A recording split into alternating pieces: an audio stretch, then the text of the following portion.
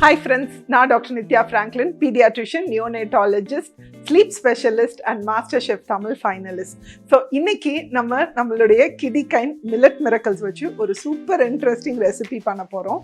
இது ஒரு வயசுக்கு மேலே உள்ள குழந்தைங்களுக்கு, சப்போஸ் நீங்கள் 9 monthsக்கு மேலே எக் இன்ட்ரடியூஸ் பண்ணிட்டீங்க அப்படின்னா உங்களுடைய 9 months to 1 year குழந்தைக்கும் கொடுக்கலாம், சால்ட் ஆட் பண்ணாமல்.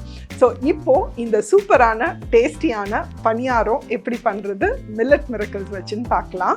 ஸோ ஃபர்ஸ்ட் ஒரு பேனை ஹீட் பண்ணிக்கோங்க. இந்த பேனில் நான் 1 teaspoon ஆயில் ஆட் பண்ணிக்கிறேன்.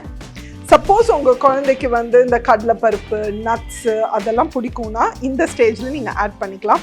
பட் நிறைய குழந்தைங்களுக்கு அந்த வாயில் தட்டுப்பட்டுச்சுன்னா சாப்பிட மாட்டாங்க. ஸோ அதனால நான் அதெல்லாம் ஒன்றுமே ஆட் பண்ண போகிறது கிடையாது.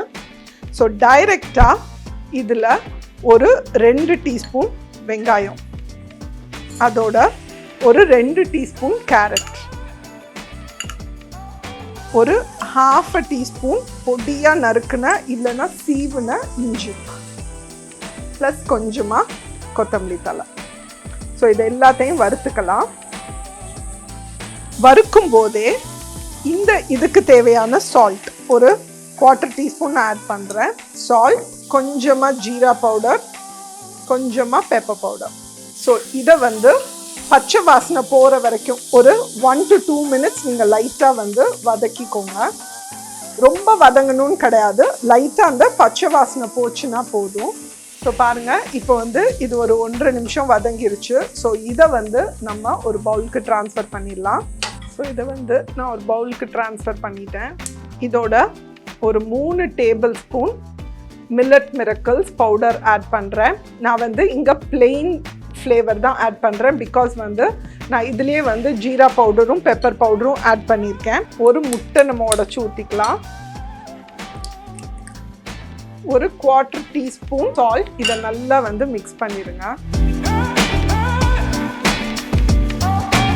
ஸோ நம்மளுடைய பணியாரக்கல்லை அடுப்பில் வச்சு நம்ம சூடு பண்ணிட்டோம். கொஞ்சமாக இதில் ஆயிலோ நெய்யோ ஆட் பண்ணிக்கலாம்.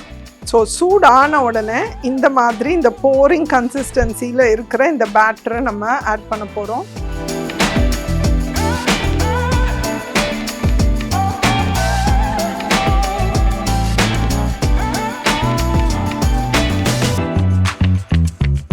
ஸோ ஃபஸ்ட் ஒரு 30-40 seconds விட்டுருங்க. அதுக்கப்புறம் கொஞ்சம் சிம்மில் பண்ணிடுங்க. அப்போ தான் நல்லா வேகும் சிம்மில் கொஞ்சம் நேரம், இல்லைன்னா ரொம்ப ப்ரௌன் ஆயிரும். ஸோ பாருங்கள், ஒரு சைடு வெந்த மாதிரி இருக்குது. ஸோ நான் திருப்பிடுறேன். உங்களுக்கு நீங்கள் முட்டைலாம் போட்டிருக்கிறனால இது ரொம்ப ஒட்டவே ஒட்டாது, ப்ளஸ் நல்லா கிறிஸ்பியாக இருக்கும். சின்ன குழந்தைங்கள்லேருந்து பெரியவங்க வரைக்கும் எல்லாரும் அதை ரொம்ப இன்ட்ரெஸ்டடாக சாப்பிடுவாங்க. ஸோ பாருங்கள், அடுத்த சைடும் வெந்திருக்கும். ஸோ இப்போ ஸ்டவ் ஆஃப் பண்ணிவிட்டு நம்ம எடுத்து சர்வ் பண்ணிடலாம்.